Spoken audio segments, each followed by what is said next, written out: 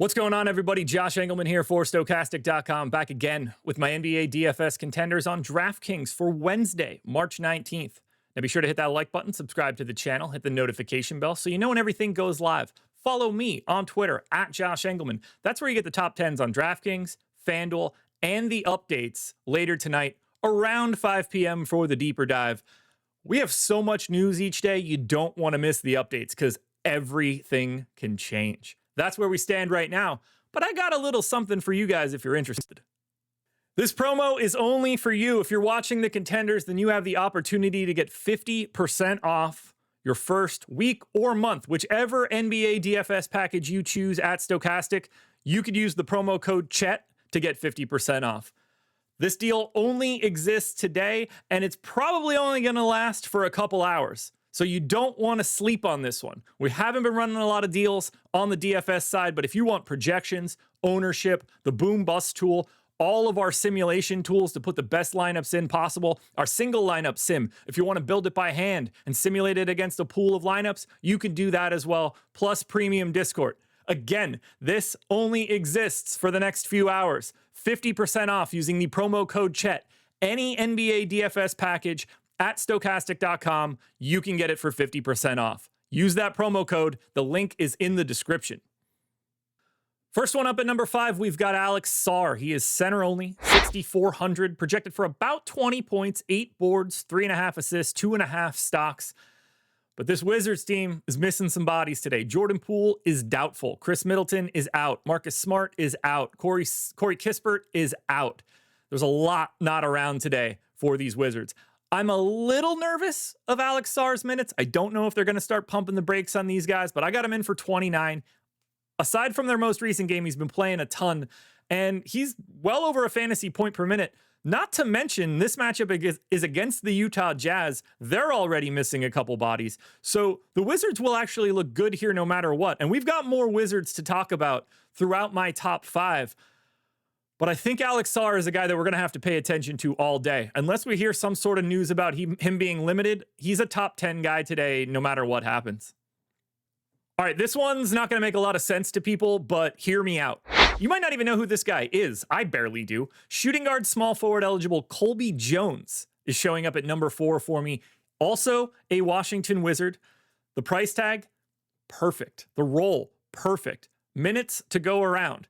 Now, I don't know how many he's going to play. He could play 12, he could play 18, he could play 20, 24, but he played 24 last time out, and I think he's going to have to get those minutes again today just because of how many bodies they're missing. 9 points, 5 boards, 3 assists, 2 stocks. It's relatively underwhelming, but he's about a fantasy point per minute in this matchup. And you don't get a lot of fantasy point per minute shooting guard, small forward, $3,200 dudes on slates all that frequently. We're going to need a little bit more information on Colby Jones, but at the very least, I'm expecting him to be a 10 to 15% owned value option today. And if something breaks differently and he can get a couple extra minutes, he might look like a semi-priority.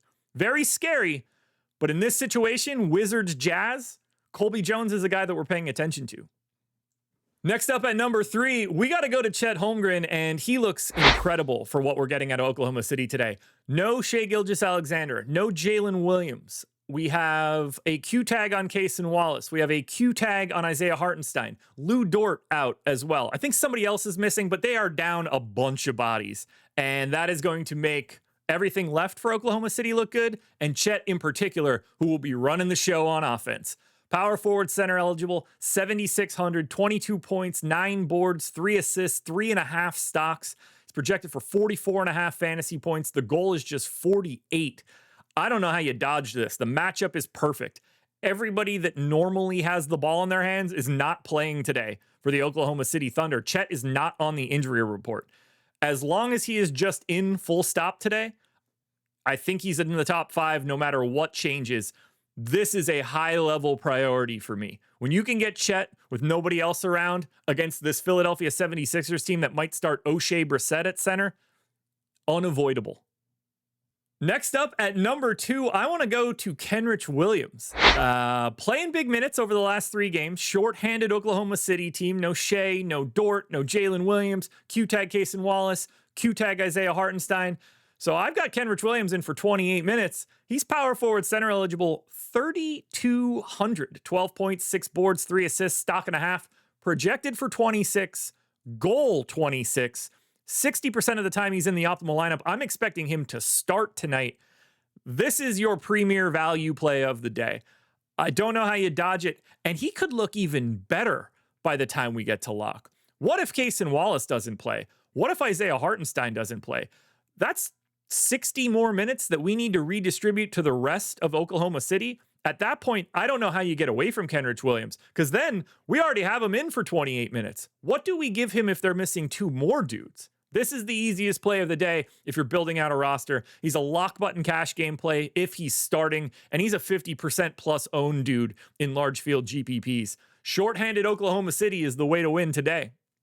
The number 1 contender on today's slate is AJ Johnson. I got him in for 29 minutes. By the way, he is on the Washington Wizards, for those that don't know. Point guard only, 3,500, 14 points, 3.5 boards, 6 assists, and a stock. Projected for 28.5. The goal is 28. I'm expecting him to start and play pretty big minutes and could play well north of the 29 that we have him projected for. Jordan Poole is doubtful. No Middleton, no Smart, no Kispert. These guys are extra special shorthanded. Bilal Coulibaly still out as well. I think this is AJ Johnson's team. He's just going to run the show from the point. Jared Butler's not around anymore. He's on Philly. They don't have a lot of options in this particular spot. Obviously, guys like Bub Carrington are still going to get their minutes, but they got a lot to go around, and AJ Johnson's going to get most of them. He is your number 1 play of the day. Unless he doesn't start, this one's not going anywhere. He will be our number 1 guy. AJ Johnson is your number 1 contender. Alrighty, folks, that will do it. Those are my NBA DFS contenders on DraftKings for Wednesday, March 19th.